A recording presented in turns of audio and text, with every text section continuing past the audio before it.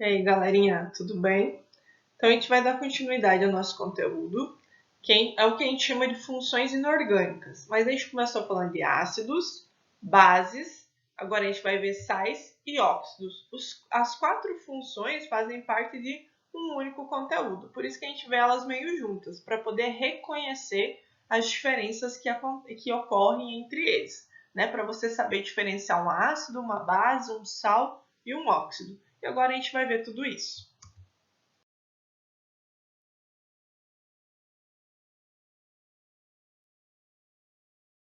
Tem várias coisas que a gente pode falar sobre eles, mas o primeiro é o nosso sal do cotidiano.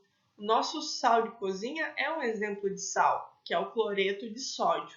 Então, os sais nada mais são que substâncias que, nas condições normais de temperatura e pressão, e toda vez que aparecer isso é porque ele está falando que é entre 25 e 27 graus Celsius e 1 atm de pressão.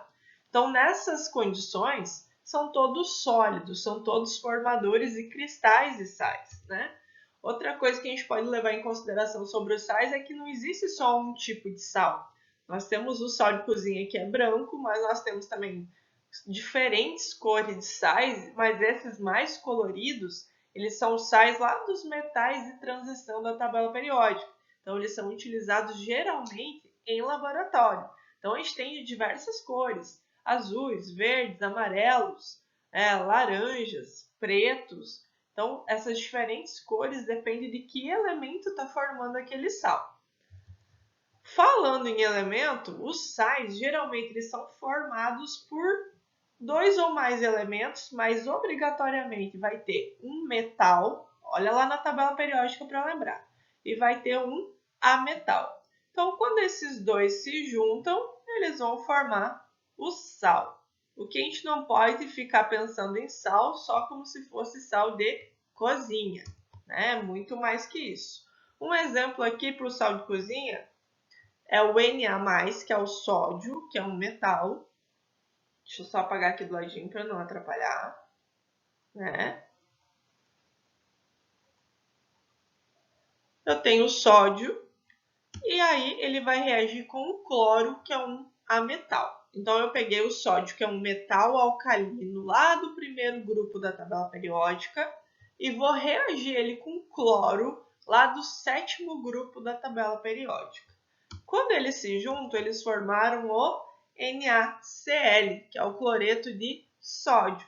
Por isso que a gente fala que geralmente os sais eles são formados por um metal e um ametal.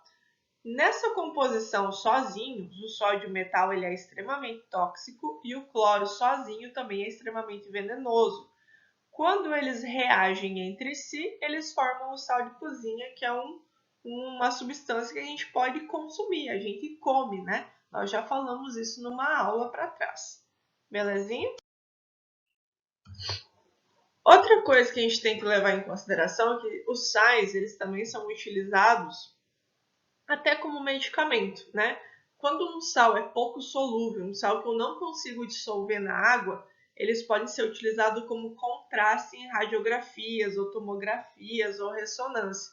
Então, quem já fez uma radiografia, uma tomografia que precisou tomar ou injetar alguma substância porque precisava detalhar melhor, né, o órgão que estava sendo analisado, pode ter sido consumido sulfato de bário, que é um tipo de sal.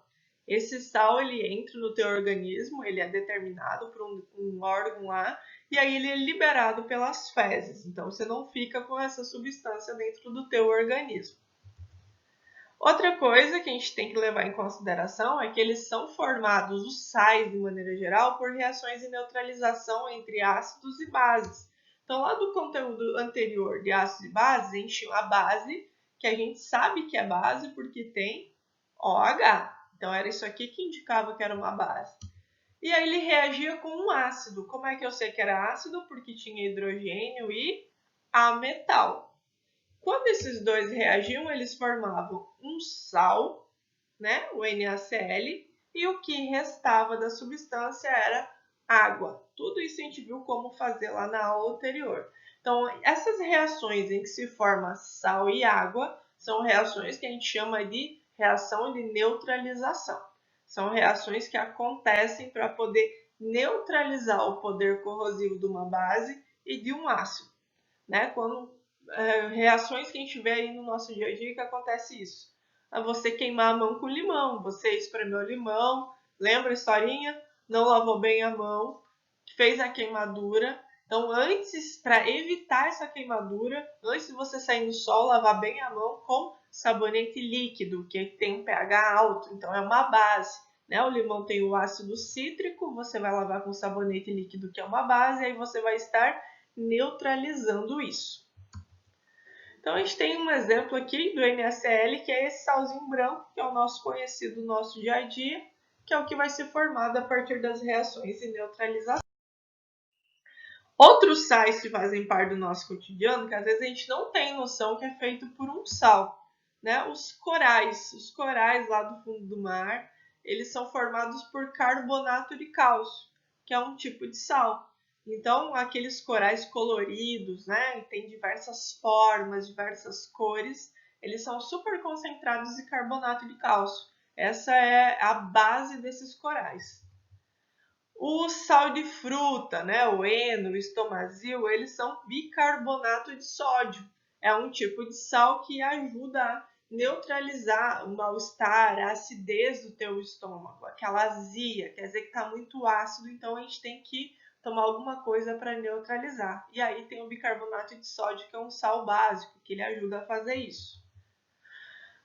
Aquele enxaguante bucal, né, que utiliza depois de escovar os dentes, ele é composto por fluoreto de sódio.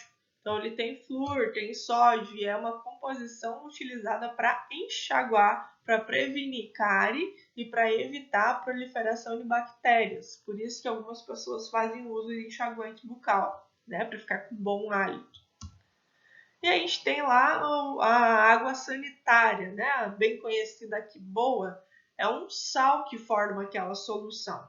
Tem hipoclorito de sódio lá dentro. Então, ele também é utilizado como desinfetante, bactericida.